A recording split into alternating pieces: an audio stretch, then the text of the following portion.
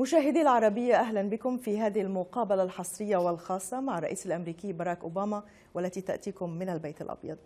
Mr. President, thank you very much for your time. Really appreciate it. Thank you. You concluded the summit. Was it successful? Were there any sticking points that either you or your Gulf allies could not achieve? I think it was very successful. And the intentions here were to deepen and broaden what is already an excellent relationship between the GCC countries and the United States. Obviously, we have a whole range of bilateral security arrangements with the various GCC countries. We've consulted and worked with them on a range of regional challenges. But I thought the time was ripe for us to be able to come together as a group to talk face-to-face about a wide range of these issues, and then to put forward very specific plans in terms of how we can address them. So the joint statement that we issued, I think, reflected the wide range of topics that were discussed. We discussed the important security assurances that I had delivered publicly in venues like the United Nations and had discussed privately, but I think it was important for them at a time when there's so much chaos in the region for the GCC members to hear that the United States is committed, if they are subject to external attack or the threat of attack, to work with the GCC to deter such attacks and defend the territorial integrity and sovereignty of the GCC countries. We also talked about the joint work that we have to do to counter violent extremism in a whole range of areas, from ending the financing of terrorist organizations to improving intelligence to what kinds of capabilities, for example, maritime security or cyber security, that are needed. And some of these areas are ones where it's better if we do them together in an integrated fashion. And we discussed Iran and why it is my firm belief that Iran cannot get a nuclear weapon, and the best way to achieve it is if we are able to accomplish a verifiable deal. But what I wanted to emphasize, because I think there's been concerns in the region about Iran's destabilizing activities, is that even if we get a deal on the nuclear issue, we are still concerned with some of those activities by not only Iran and the Quds Force and the IRGC, but also proxies like Hezbollah. And so I reaffirmed with them the interest in working to strengthen their defenses, strengthen our joint positions, and then hopefully we'll be in a position of strength in terms of expressing to the Iranians a desire for good relations, but also a insistence that they stop with some of those activities. So overall, I thought it was very successful, and the best part about it was there was a very frank and honest conversation, the kind that you can only have when you're face-to-face. Right. I'm going to pin you down on a few of the points that you just mentioned.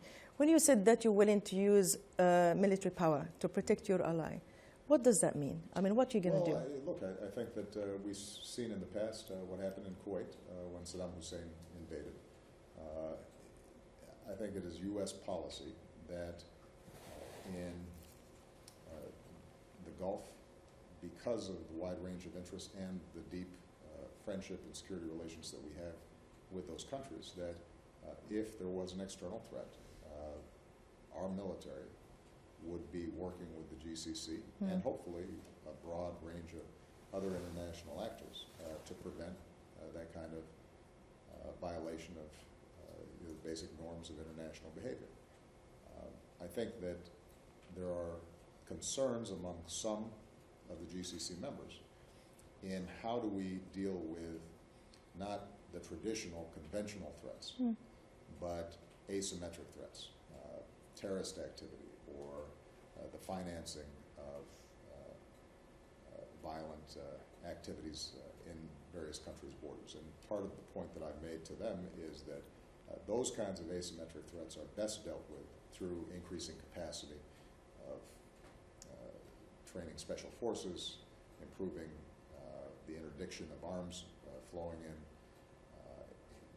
intelligence cooperation. So some of the issues that we discussed had to do with very traditional military issues, and we'll be extending additional exercises, as I said, trying to help them evaluate where various GCC members are weaker and where they're stronger in their defense capabilities on, let's say, ballistic missile defense, for example. But some of these are less traditional issues that have to be addressed. How do we identify potential terrorist activity that may be taking place? How do we distinguish that from legitimate political activities that are taking place? I think those are issues that we'll continue to work on, and the goal here is not that we've solved all these problems in one day and a half summit, but rather that we created a framework, a set of intentions, and now we have a series of steps that we're going to have to take through our foreign ministers, our defense ministers, and they'll be reporting back to us so that when we meet again next year, we will be able to see the progress that's been made. Great, but in this case, why can you give them a written agreement to reinforce the Eisenhower understanding? Well, the statement is a written agreement. If you're asking why not provide a formal treaty, this what I meant. The truth of the matter is that the treaty process is very cumbersome, requires congressional approval, and it's not necessary in this situation in order for us to be able to accomplish the goals that we want to meet. I see. As you know, as you mentioned, there is a great concern about Iran's activities in Lebanon, in Syria, in Yemen, in all of these Arab countries. And it's equal to the kind of the worry from the nuclear threat to most of the Arab countries.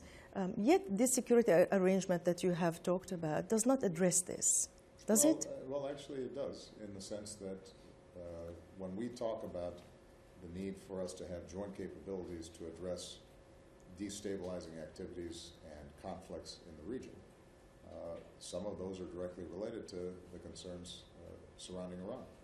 And give me an example, for example. Well, a very good example is making sure that Iran is not pouring in arms to Houthis inside of Yemen.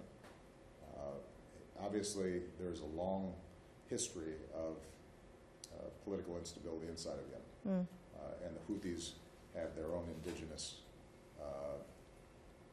history inside of Yemen. But if the IRGC is sending into Yemen, right on the Saudi border, that becomes then a source of concern. Part of our goal here is to make sure that we are able to identify these problems, to highlight them, and then to deter them. And that was a major topic of discussion throughout the summit. Keep in mind that the United States has been very clear that nuclear-armed Iran would be potentially even more reckless and dangerous. And so it's in everyone's interests to ensure that Iran does not have a nuclear weapon, and that we provide a pathway for Iran to engage in positive behavior in commerce and trade and education and scientific exchange. That's the path that we hope they take. But I've been very clear that just because we are able to resolve the nuclear issue does not negate the very real problems that we've had with their past state sponsorship of terrorism, with the potential for mischief in the region. And that's something that we will continue to address jointly with our GCC partners. Right. So will we see an increased U.S. military presence in the Arabian Gulf, for example, or the Red Sea, around the Red Sea? The truth is that our military presence there is extremely robust. And we have thousands of ships and thousands of troops. We have the Fifth Fleet. Our military assets in the region are very significant and ready to respond to a whole range of contingencies. And in addition, the GCC countries have significant capabilities as well. One of the things that we discussed was that the issue is not necessarily if we have enough military hardware, but are we using it properly? Are we coordinating it properly? Are we identifying the right tools for the specific challenges that we have today. On the deal with Iran, some say it's a political gamble to have this deal because 10 to 15 years is a short period.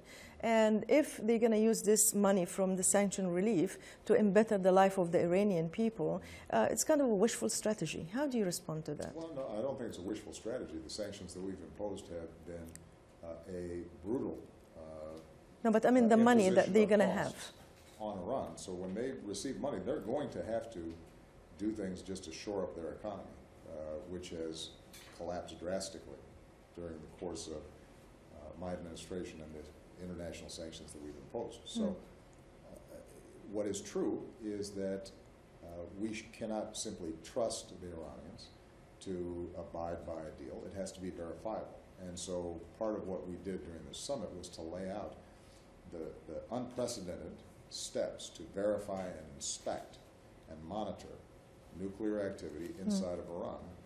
And under the framework that we are now trying to memorialize, Iran would be subject to the kinds of inspections that have never been put in place before.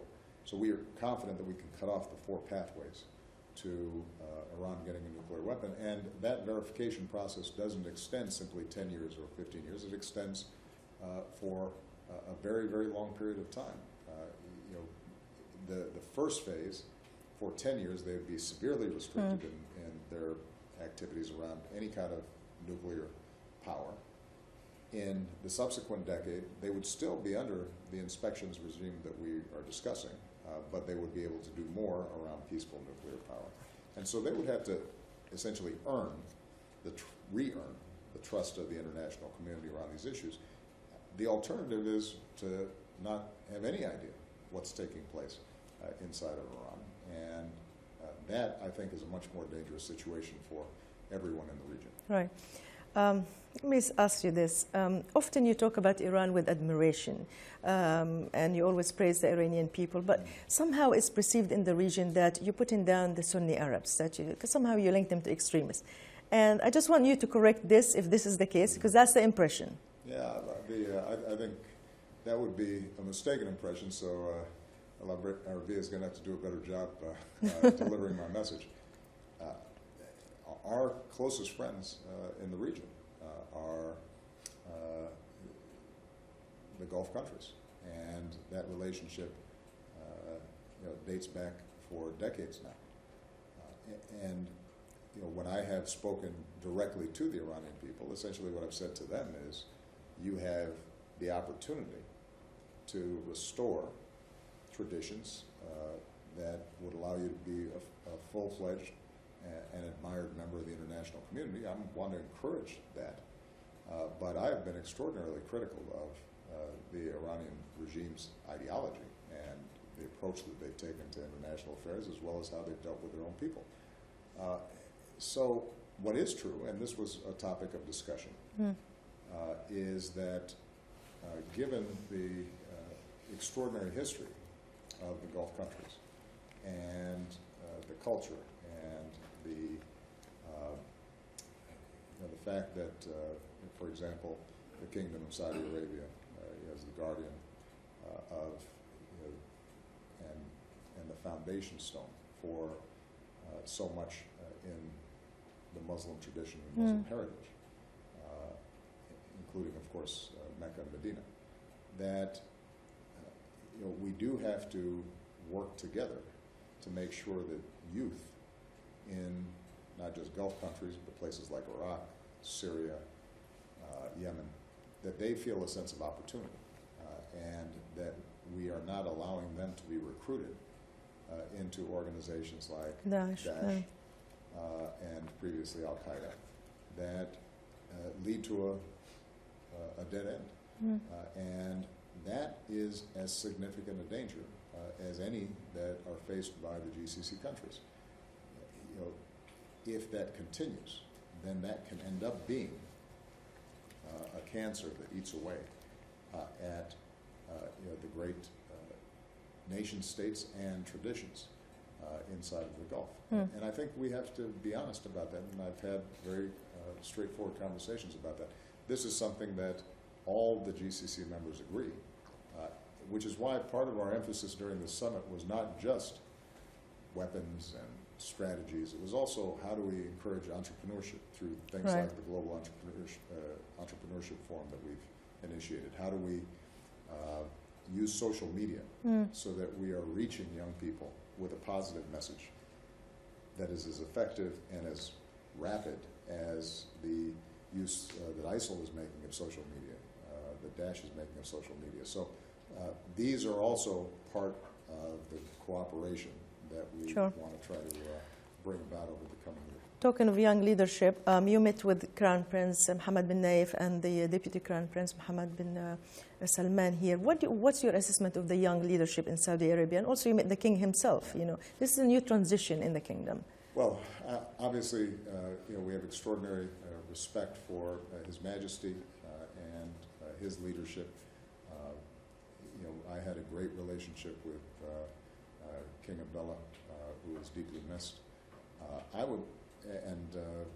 Mohammed bin Nayef has been a partner with us on counterterrorism work and security work for a very long time. So Right. We have great admiration for him. This is the first time that we had a chance to work closely with the Deputy Crown Prince, and I think he struck us as extremely knowledgeable, very smart, I think wise beyond his years. Throughout the Gulf, what you're seeing, I think, is more young leadership moving into positions of authority and decision-making, and I think that's a positive thing. When I came in, I was a relatively young man as president. I'm not as Just young still now. I've got some gray hair, but the world moves so quickly now, and is so sophisticated, and there's so much information that is having to be processed that for us to be able to see that next generation move in an effective and decisive way, I think will ultimately be very good for a region of the world that is young. Yeah. The truth is that the Gulf countries and the Middle East and North Africa generally, those populations are all extraordinarily young. And we have to be able to speak and reach to those young people and to adapt to the new circumstances of today's world. My time is running out, but I want to ask you about Syria and Iraq quickly. Many people believe that Syria is your Rwanda. It might haunt you for years to come. 200,000 dead, 9 million people displaced, the worst humanitarian crisis in the 21st century. Are we going to see the end of a bloodshed before you leave office, Mr. President? I'll be honest, probably not, because the situation in Syria is heartbreaking, but it's extremely complex.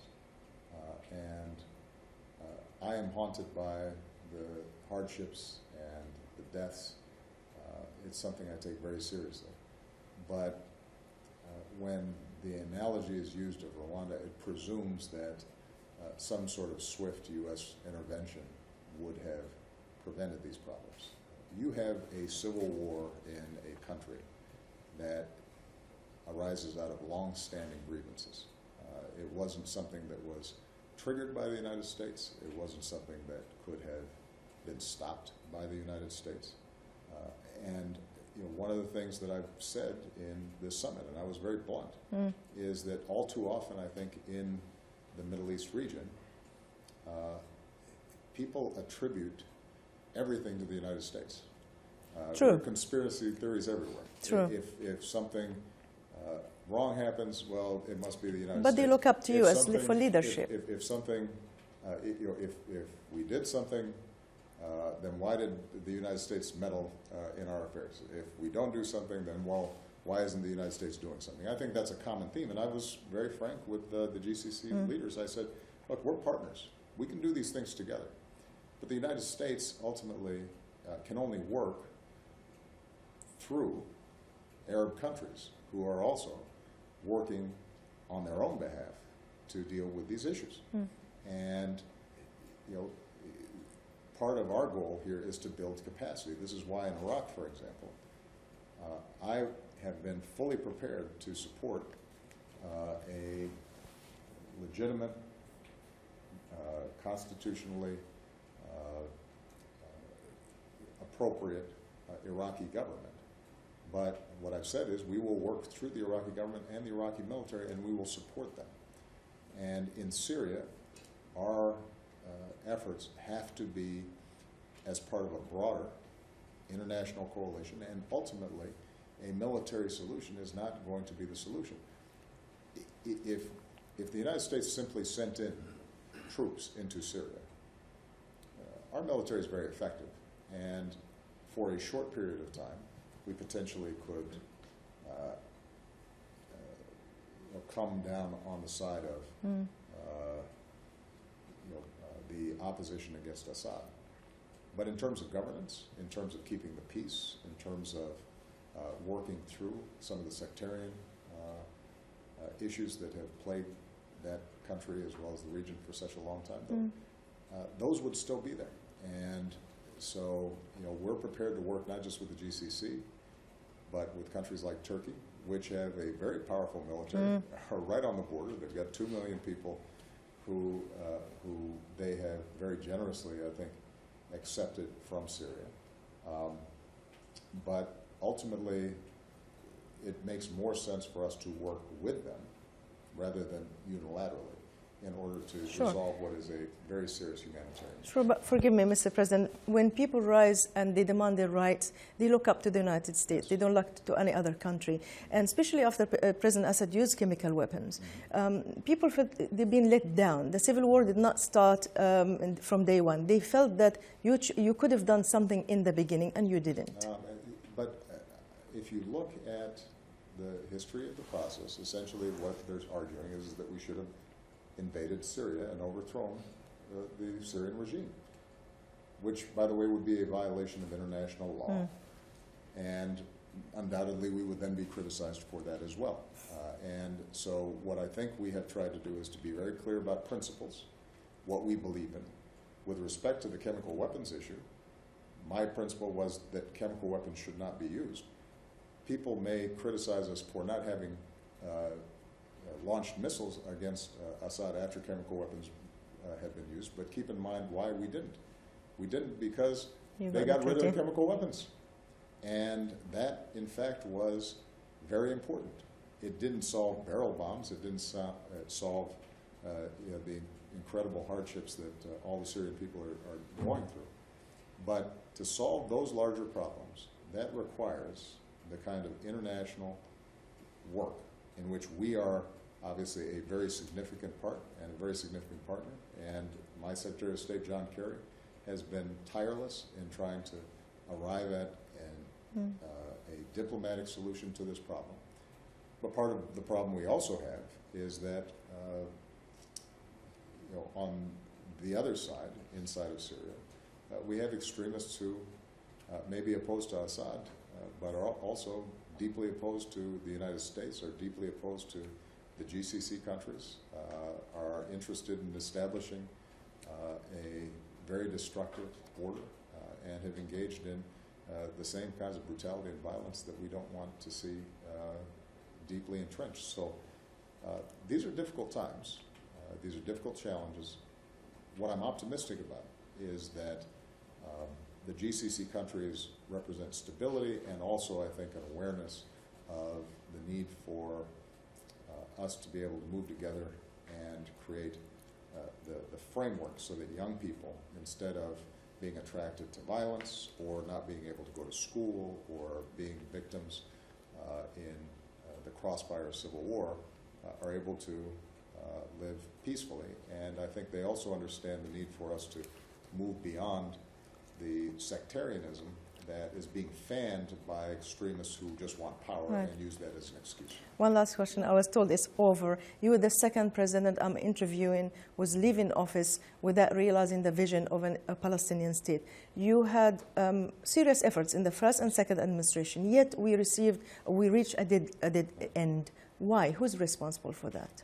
Well, this is a very difficult challenge. On the one hand, I am a deep and strong supporter of Israel, and the connection between the United States and Israel is obviously powerful. And Israel has legitimate security concerns. There's no doubt about it. And what is also true is I'm a I'm deeply committed to a Palestinian state. In my visits to places like Ramallah, when I talk to young Palestinian students and I hear their sense that their world is shut off because of their circumstances in the West Bank, or when I hear some of the heartbreaking stories in Gaza, the only solution to me over the long term is a two-state solution. And we worked very hard, but frankly, the politics inside of Israel and the politics among the Palestinians as well made it very difficult for each side to trust each other enough to make that leap. And what I think at this point realistically we can do is to try to rebuild trust, not through a big overarching deal, which I don't think is probably possible in the next year, given the makeup of the Netanyahu government, given the challenges I think that exist for President Abbas. But if we can start building some trust around, for example, relieving the humanitarian suffering inside of Gaza and helping that the ordinary people in Gaza to recover from the devastation that happened last year. If we can do to create business opportunities and jobs inside the territories, if we can, slowly rebuild that kind of trust, then I continue to believe that the logic of a two-state solution will reassert itself. Because I've said to the Israelis, you cannot remain a state that is both a democracy and Jewish if you continue to have this problem unresolved. And with respect to the Palestinians, I've said that you cannot expect to have a state of your own and the full dignity and respect that is inherent for all human beings if you also don't recognize Israel, because Israel's not going anywhere. And I think that people of goodwill on both sides understand that. Unfortunately, the politics of fear has been stronger than the politics of hope over recent years, partly because of the chaotic situation in the region overall. And it's going to take some time to rebuild it, but as I said yesterday at Camp David, nobody would have imagined that Israel and Egypt would remain at peace for decades, right. Until finally leadership seized the day. And the United States wants to be a strong partner in this. We can't do it for the Palestinians, the Israelis, but we can continue to push for what we believe is the truth and what we believe is right. So no meeting between Netanyahu and Abbas? Well, you never say never. So we'll see how it unfolds. But the U.S.'s commitment to both a secure Israel and a sovereign Palestinian state, that remains our policy. I have other questions about Yemen and Iraq, but time is running out. So thank you very much, Mr. President. Thank you very much. Really appreciate it. I appreciate you. Thank you. Thank you.